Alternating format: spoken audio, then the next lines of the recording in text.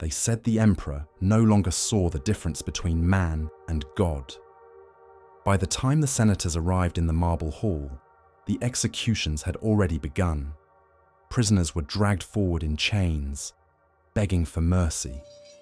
Caligula sat watching, his face expressionless, illuminated by torchlight as another blade fell and another head rolled across the stone floor. A noblewoman fainted. A soldier slipped in blood, and through it all, the emperor only smiled. Rome had seen tyranny before, but nothing like this. This was the reign of Caligula, the emperor who believed the world existed only to feed his appetites, the man who turned Rome into a stage for madness, the ruler who demanded worship and delivered terror. Yet the most unsettling truth is this: Caligula did not begin as a monster. Rome adored him, praised him, worshipped him, and then watched, helpless, as something inside him shattered. To understand how Rome's golden prince became its nightmare, you must start long before the executions, long before the feasts, long before the madness drowned the empire. You must start with a child born into the jaws of power. Caligula was not his real name. It was a nickname, Little Boots. He earned it marching with his father, the beloved General Germanicus, wearing a miniature soldier's uniform. The legions adored Germanicus. They adored the boy too. They lifted him onto shields, gave him sweets, taught him their chants. In the eyes of Rome, this child had destiny written into his bones. But destiny would not protect him. Germanicus, young and healthy, died suddenly in Syria. Poison was suspected. Fingers pointed toward Rome. The empire wept for Germanicus, but Caligula's family became a threat overnight. His mother clashed with the emperor Tiberius, accusing him of plotting murder. For that, she was exiled. His brothers were imprisoned and starved to death. His family, once adored, was dismantled piece by piece. By 18, Caligula had seen more political killing than most men experienced in a lifetime. And then came the decision that shaped him forever. Tiberius summoned him to Capri. Capri was not a retreat. It was a prison made of sunlight and marble, perched above crashing cliffs. The Emperor Tiberius lived there in seclusion, increasingly paranoid and increasingly cruel. Ancient sources describe Capri as a place where fear was law, where nobles vanished in the night, where accusations turned into death sentences, where those who displeased the emperor were thrown from cliffs to the rocks below. Some of these stories are exaggerated, written by hostile historians, but even the most conservative accounts agree. Capri was not a safe place. Caligula lived there for 6 years. He learned to smile under suspicion, to hide every emotion, to watch people die without blinking. He learned that Rome was not ruled by virtue or kindness or justice, but by fear. Later writers claimed Tiberius once said, "Caligula is nursing a serpent in his breast for the Roman people." Whether he truly said it, no one can know. But he was right. When Tiberius died in 37 AD, Caligula became emperor at just 24, and for a moment, Rome saw paradise. The transformation was instant. Treason trials ended. Exiles returned home. Citizens were freed from prison. Games were held across the city at Caligula's expense. Grain was distributed freely. Taxes were lifted. Public ministers were dismissed for corruption. Rome had endured nearly 20 years of Tiberius's suspicion and cruelty. And now, suddenly, they had an emperor who smiled, who gave, who seemed almost impossibly generous. The celebrations were unlike anything Rome had seen. People flooded the streets to glimpse the young emperor. They threw flowers, burned incense, cheered his name until their voices broke. In only a few weeks, statues of Caligula appeared in homes and taverns. Parents named children after him. Senators bowed deeply. Soldiers saluted with pride. For the first time in decades, the empire felt alive again. That was the golden period, the time when Rome believed Caligula might become a second Augustus, a savior of the empire. And then, the fever came. 6 months into his reign, Caligula fell violently ill, a sickness so sudden and severe that Rome believed the emperor would die. He burned with fever, shivered uncontrollably, drifted in and out of consciousness. Some whispered poison, others feared plague. The empire fell into mourning. Crowds prayed in temples, offering sacrifices to the gods. Senators wept publicly. The Praetorian Guard refused food until the emperor recovered. And then, just as suddenly as it struck, the sickness passed. Caligula opened his eyes, but something inside him had changed. Historians debate what happened: a neurological fever, a mental break, poison, trauma triggered by near death. But every ancient source agrees. The man who rose from that bed was not the same man who had won Rome's heart. The Golden Prince was gone. Something colder remained. His generosity vanished. His smiles turned brittle. His voice hardened. He began speaking of himself in the language of gods. He demanded absolute obedience, not as emperor, but as a divine being. The descent was swift, unsettling, and almost theatrical. He ordered that temples be rededicated to him.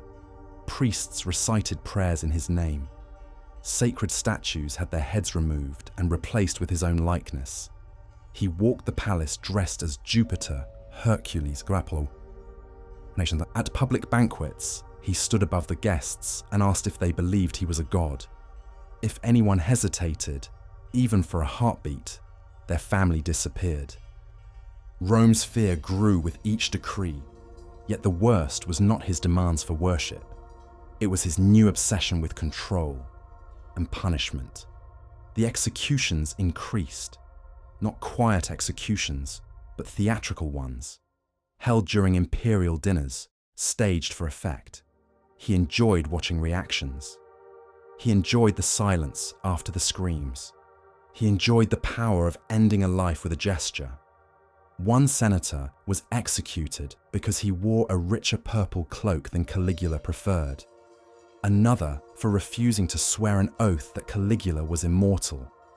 A third simply because the emperor found him boring. Rumors flourished. Some said he committed incest with his sisters. Others claimed he turned the palace into a brothel. Another rumor said he planned to make his horse a consul, a mockery of the Senate he despised. These stories were written by hostile historians, so they cannot be treated as confirmed events. But their existence reveals the truth Romans believed. Their emperor had descended into insanity. The more power he took, the more dramatic his gestures became. He built lavish palaces of gold and marble. He hosted games that drained the treasury in a single afternoon. He ordered food served on plates made of solid silver, even during famine.